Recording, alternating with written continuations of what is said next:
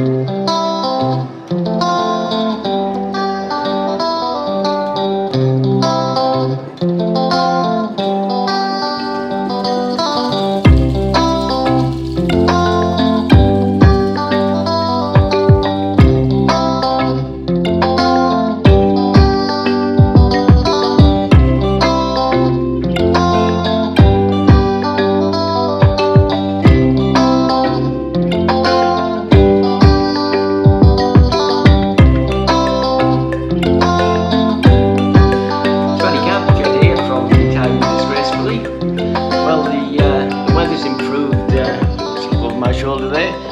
weather's improved no end. The weather's this is proper customary weather we're getting now. The rain stopped, the floods are starting to recede, and life's starting to get back to normal. I just had a drive around the island. I thought I'd have a quick, well, not a quick drive, I thought I'd have a drive around the island. It took me about an hour and a half to get around, including a few stops. And I saw lots and lots of tourists.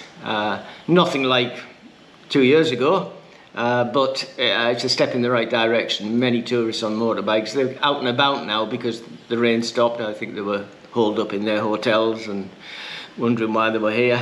But now the weather's changed. They're all out there on the beaches and driving around on their motorbikes, exploring the island.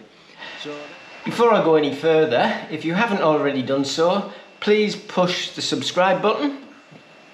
It won't cost you a penny, but it will help me get recognised on YouTube, and hopefully one day maybe I can get monetized, which will help me buy the equipment for making this channel and doing these videos for you to see on this beautiful country of Thailand. Due to the constant rain and having so much time in my hands, I've been thinking about my life and how I got to this junction in my life and how I ended up spending my retirement years in Thailand. So I'd like to share a little bit of my story with you today. I've had quite an interesting life and a varied life, I suppose. It hasn't been easy. Well, no one's life has been, I suppose, unless you're Prince Harry or someone like that. But I started off back in the UK. I was born in Bedford in England in the UK, but I speak with a northern accent because my family moved us up to Middlesbrough. I got this travel bug, which has been with me now all my life, and that started at an early age when I think I was about 4 years old, when my father was offered a job constructing a government building in Kingston in Jamaica, and he took us with him, and we spent about 18 months over there in Jamaica when I was younger, and I think that gave me the taste for travel. When we went back to the UK, I always knew I was going to have to leave the UK. I love the UK, don't get me wrong, it's my place of birth and I love it. England, I love the UK. I don't like it so much now. What I see, what's happening back in the UK now, makes me very happy that I'm living in Thailand.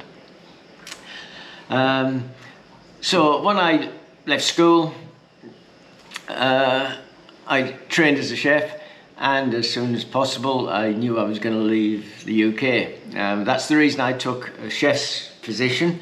I trained as a chef was because I knew I could travel with that job. I knew that, you know, you could go to any country in the world and you can get work. Well, especially in those days, that was sort of the late 60s. Anyway, as soon as I had enough experience, I started applying for jobs overseas, and I got a job in Bermuda. And me and my fiancée, we went there in 1970. A fiancée then, later to be my wife. Anyway, we spent some happy years in Bermuda. Then we went back to the UK and decided to emigrate to Australia.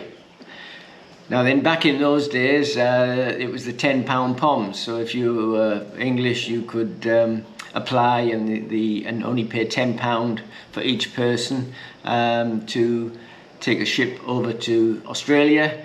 and lived there because their population was very low. They were trying to build up their population. So that was their way of doing it, and we were called £10 Poms. But strangely enough, we applied for immigrate to Australia under the £10 Pom scheme, and we were turned down. And I couldn't believe it. My wife's brother, the year before, had emigrated, and he'd been unemployed most of his life, and he was accepted.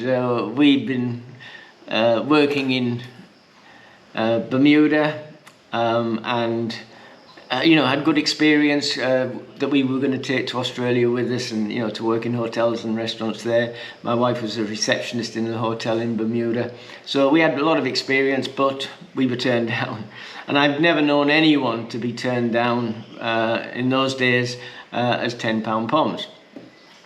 Anyway, we were lucky because in those days you could just fly into Australia if you were British, and you were granted residency without any, because it was part of the Commonwealth. Different nowadays, it's obviously changed. It's very hard to get citizenship, or to get a visa, I should say, for living in Australia permanently.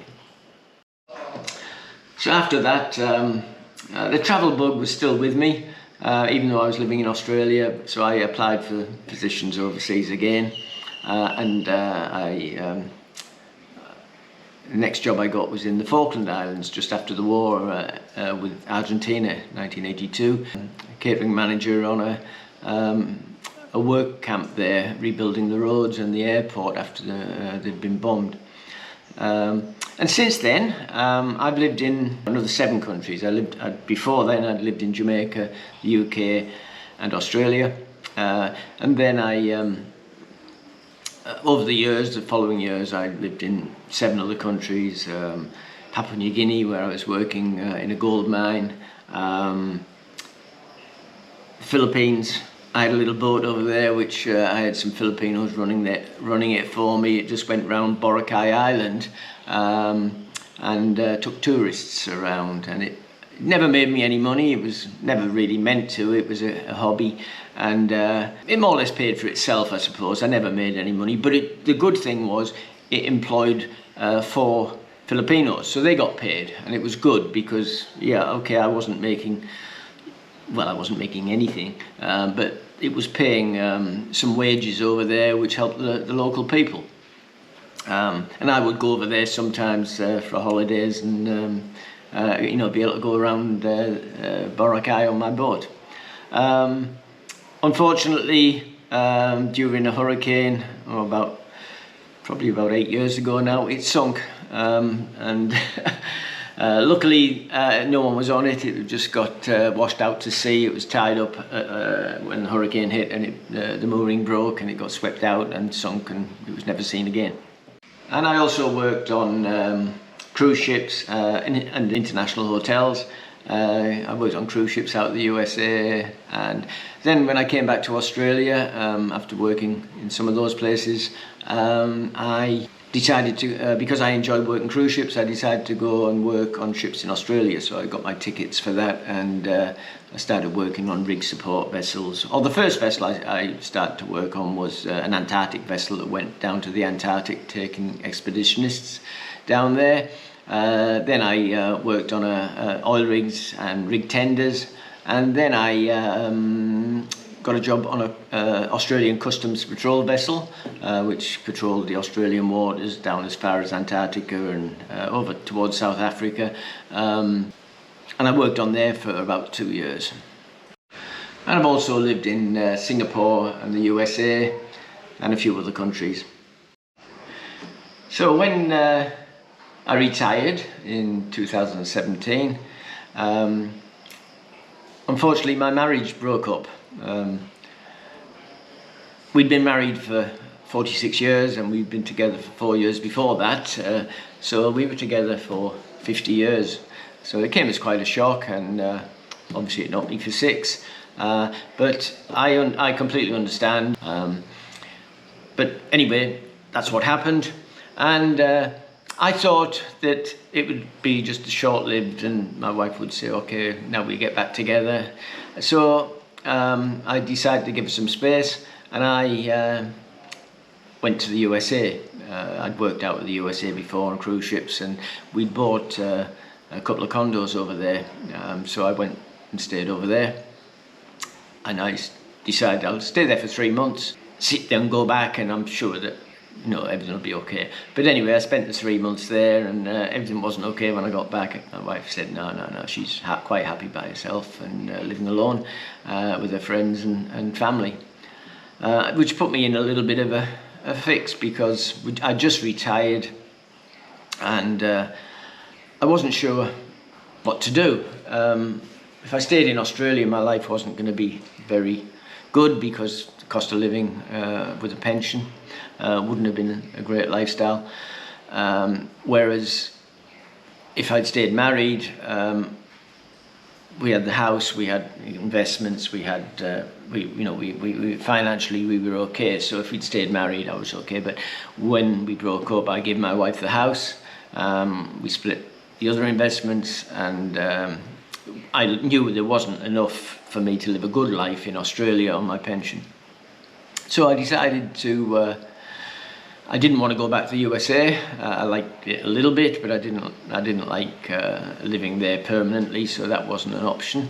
I did consider some places down in Central America and the Caribbean to retire to, and I also considered Spain and Portugal.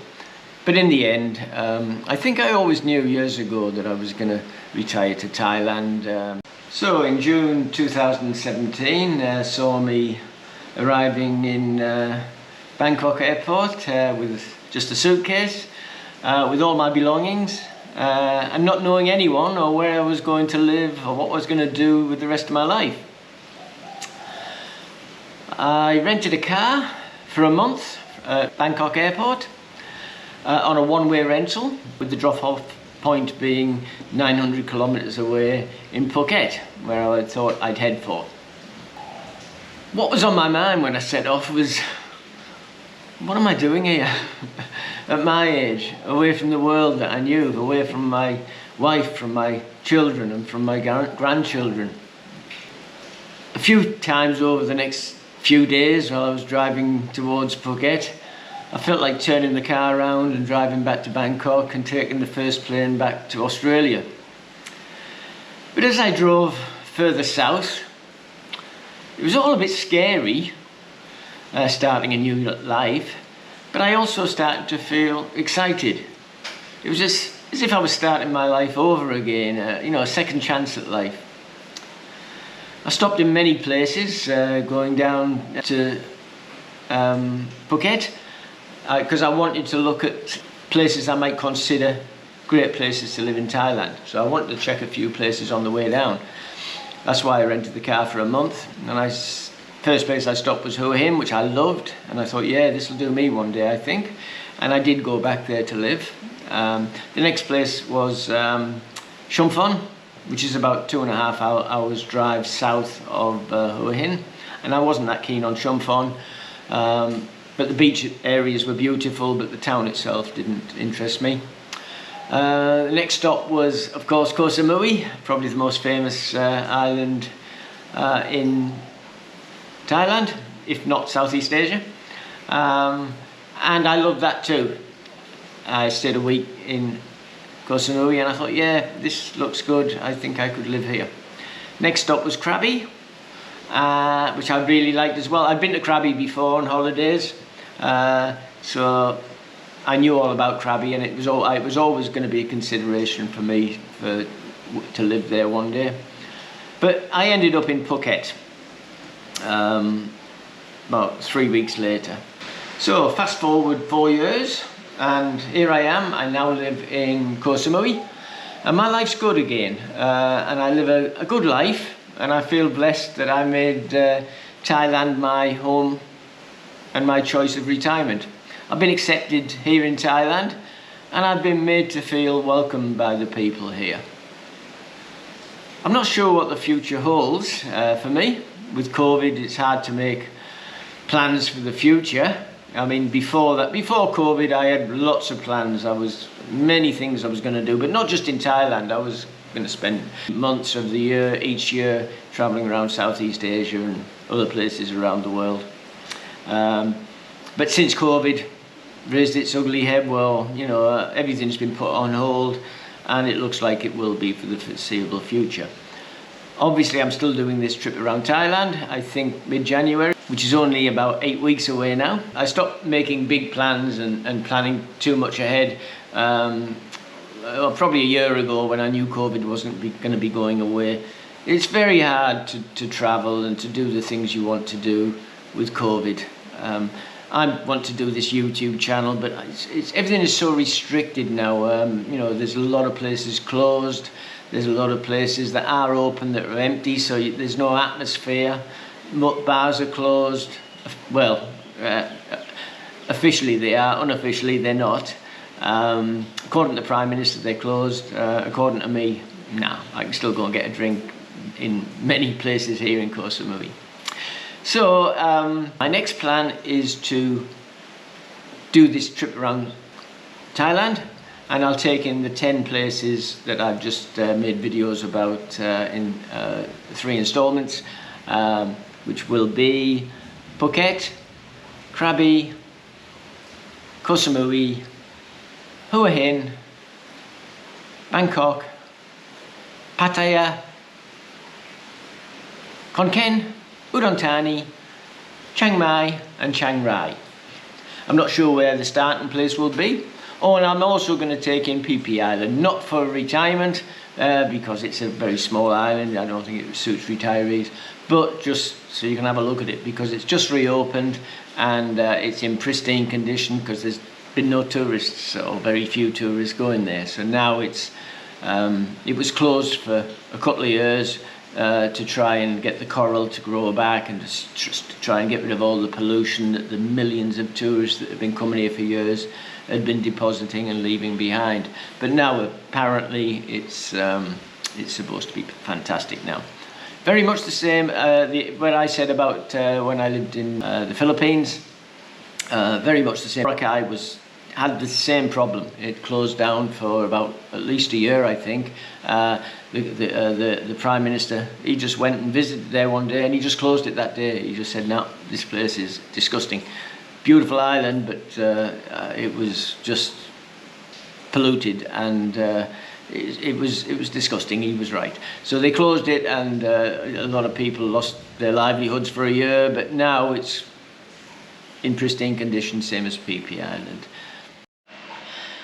Since I came to Thailand, and long before I started my YouTube channel, so that I didn't go the way of some expats I see around and spend my retirement propping up a bar somewhere, I reinvented myself as an author, and I've written 10 books to date, 5 travel books, 4 novels, and my biography titled "You Will Never Amount to Anything," which were the last cruel words one of my teachers said to me when I was leaving school in 1966. His actual words to me were, "You'll either end up a drunk, unemployed, or in jail," which were very cutting when you're 15 years of age and looking forward to your new working life. It was a horrible thing to say. And anyway, in a way it was good, because I spent the next 50 years trying to prove him wrong. Mind you, he was partially right. I have been known to enjoy a tipple every now and again. I'd already published the Retiring Thailand Handbook the first 6 months through my publishers, Austin Macaulay, and they asked if I had any other books that I'd like to publish. And I told them that I'd written my biography, but it wasn't, I didn't write it to publish it. And they said, "Oh, send us a copy anyway, we'll have a look." Anyway, I sent them the copy, and they liked what they saw, and they offered to publish it. In the end, I didn't go with them. I had a bit of a problem with my publisher, and I decided to just go alone and publish it on Amazon, which is what I did, and which is where it is now. When I wrote "You Will Never Amount to Anything," I wrote it not for publishing, I wrote it for my family. Well, more so my grandchildren than my family, because My children knew all about me. You know, obviously they're older now, they're in their 30s and 40s, so they knew about our lives. You know, we'd spoken about that many times over the years. You know, they knew all about me and their mum.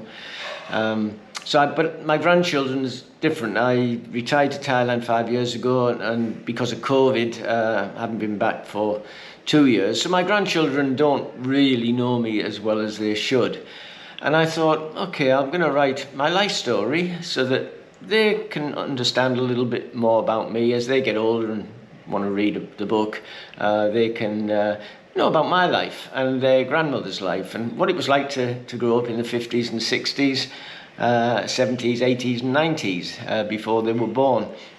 They can then get an idea of how me and their grandmother lived our lives. I believe that everyone has a story inside of them to tell. Many people, just like myself, think that they've led an uneventful life, but it's only when you sit down and think back on your life and put pen to paper that you realise that even though you may not be a famous actor, sports star or musician, your life story is just as important as theirs is, and probably more so in many cases, and it deserves to be told, even if it's just for yourself and your family. So all you retirees out there, you've had very interesting lives, maybe you just don't realise it. Sit down, think about it, and maybe one day put pen to paper and write your story. I'm sure it's well worth reading, even if it's only for your own family. You know, when you eventually go, your grandkids can read it and say, oh, I didn't know Grandad did this, or I didn't know Grandad lived there. Do it. It's something to do, it takes up your time and it's enjoyable, and you remember things from your past that perhaps lay buried in your brain there and suddenly comes to light. So take a look at my Amazon authors page. You'll find the link in the description. And take a look at my book, You Will Never Amount to Anything. Read the bio, and if it's something to keep you amused while sitting at home waiting for COVID to disappear, you can buy a copy. I hope you enjoyed watching today's video. Please let me know in the comments box if there's anything you'd like me to try and make a video of when I'm on my travels or within Koh Samui.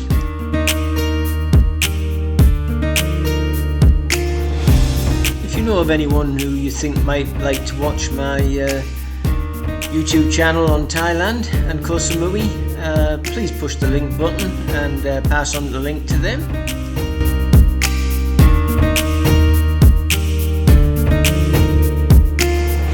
So until next time, take care and stay safe, and I'll see you in the next video. Cheers now.